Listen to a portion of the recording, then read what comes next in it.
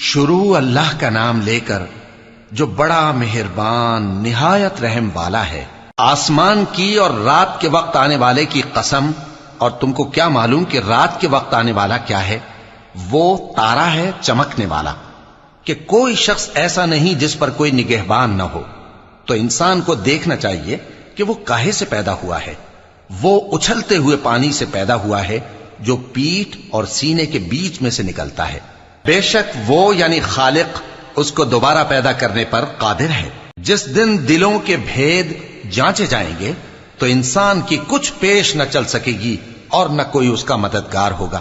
آسمان کی قسم جو مے برساتا ہے، اور زمین کی قسم جو پھٹ جاتی ہے، کہ یہ فیصلہ کن کلام ہے اور یہ کوئی مذاق نہیں۔